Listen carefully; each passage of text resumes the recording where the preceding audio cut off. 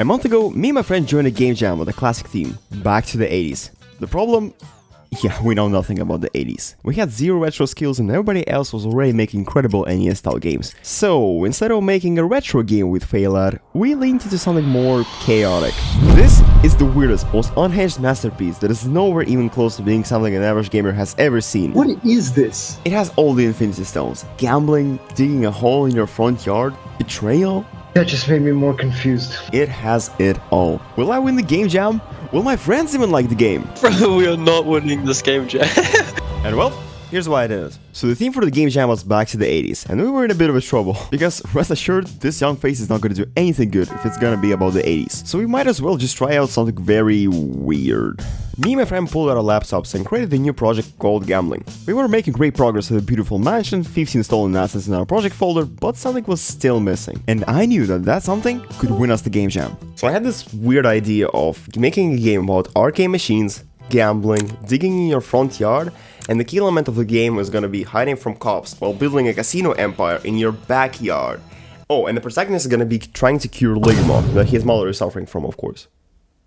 I'm sorry, but this idea is absolute dog shit. Believe it or not knowing 80s was actually kind of beneficial for us. That's because we realized even though the game jam had a strict theme, in this case back to the 80s, we could probably get away with using cheap tricks. And so we made the event take place in the 80s, added an old computer. Don't question why there's a computer in the yard with no power as well. Yeah, we didn't care if the idea was wild or totally unhinged, because chaos is what makes indie games unique, and it was our only chance to get first place. Having all that basic stuff done, we realized the game wouldn't stand a chance of winning if we didn't have some funny story. My friend worked on the lore, yeah, we've got lore, and I worked on a cutscene, yeah, we've got cutscenes. And I think we cooked so hard that we just couldn't stop laughing the entire time. Yeah. Okay.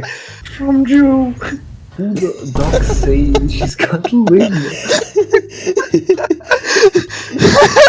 Basically, according to the lore, your awesome neighbor has decided to trespass into your yard while you're on a game of Fortnite or something and has dug a massive bunker using the shovel he leaves for you in the corner. An absolutely normal story. The game forcefully gives you a boombox right after you finish the cutscene, and the narrator, which is your neighbor, kindly asks you to pick it up. But apparently you could just stand there and do nothing even though you're supposed to pick up the shovel. Should we just, trap the play in an endless void if they take too long?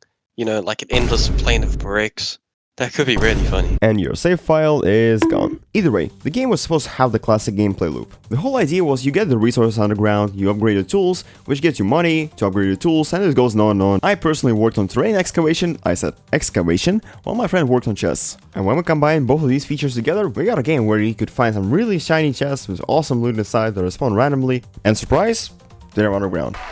Oh wow, you picked up the boombox. I'm sure it didn't just appear out of nowhere just because you're forced to see the boombox dialogue. I'm sure it didn't just appear out of nowhere. As you already know, this is your awesome neighbor. And just to show how awesome he really is, let me put it this way. Mining was a bit too easy for my liking, so instead of making the mining itself a bit harder, we made the narrator roast the player. Trust me, we made him really annoying by making him point out every mistake the player makes. Have fun playing the game, because we made those ladders have the most disgusting move of all time. And that allows the narrator to roast you even more. Dang, it's been so long, you're still having fun with anything? That's kind of embarrassing, not gonna lie. And with that, day 2 of work was complete. Yeah, all we did was add ladders and some dialogues. Day 3 though! Now that was a big day for our development of this glorious AAA title. We realized we still didn't have a name for a game, nor a logo. Bro, this was the single most unhinged call I've had in my life, because we literally asked 3 AI models to generate ideas for names, and one of them stood out to us. Not because it was good, but because it was ridiculous. Arcade Alibi. But we didn't stop there. When the player looks at the game name, he needs to understand the context, the purpose of the game to even exist.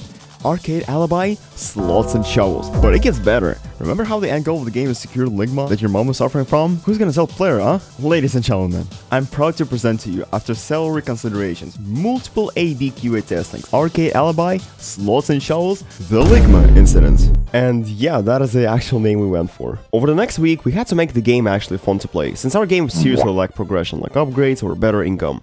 Yeah, you could mine resources, but that's about it.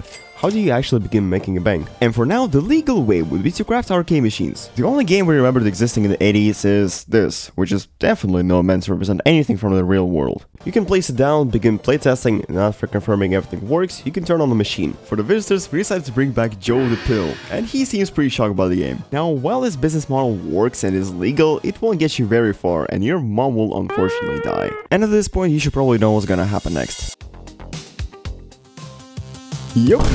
Turns out your awesome mayor has also left your trailer in your backyard, which it just so happens to be the perfect place to hide your casino empire from the cops. And before you know it, you can already craft beautiful new rigged modules, which make the casino machines so rigged, the visitors literally cannot win. They will gamble all their life savings, all their loans, everything to the last penny. And if you thought this was unrealistic enough, with this bread you can easily get some upgrades, like a gold shovel, because gold mines better and it shines, whatever the hell this is, and of course, the cure. We had just so much fun going off the rails with this game idea that we kind of forgot the game had to, you know, at least somewhat closely match the theme. And I'm pretty sure you know the premise at this point, we just did not care. For example, instead of adding more 80s game to the playtest, we added this.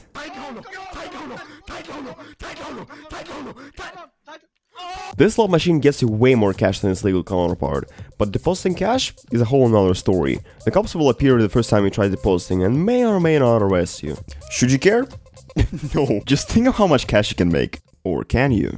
But if you find these earnings are not enough for you, you can always just play 40 chess.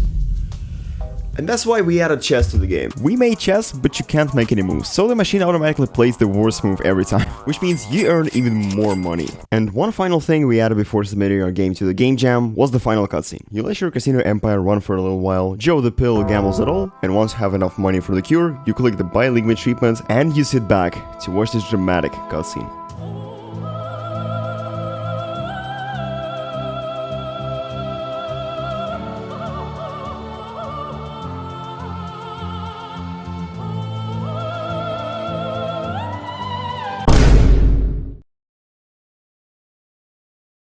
So, Doc, after all this, what really is Ligma? Ligma. So yeah, that's the ending.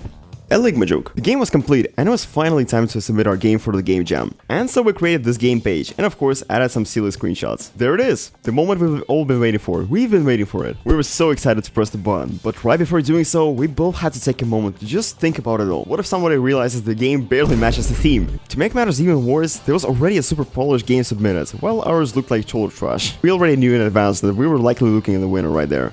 But does this mean we're totally screwed? Yeah, I guess, yeah, but here goes nothing. Just like that, our game was officially done, and now we simply had to just wait and pray.